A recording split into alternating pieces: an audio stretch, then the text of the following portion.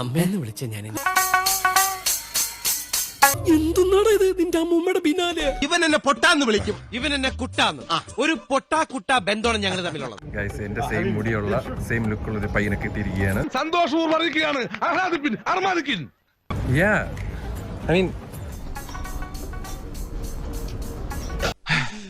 അല്ല ഇതാര്? എന്റെ കൃഷ്ണന്റെ റുക്മണി തരിയോ?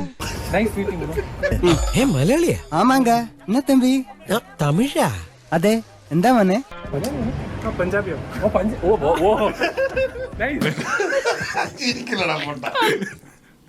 No, he's Punjabi.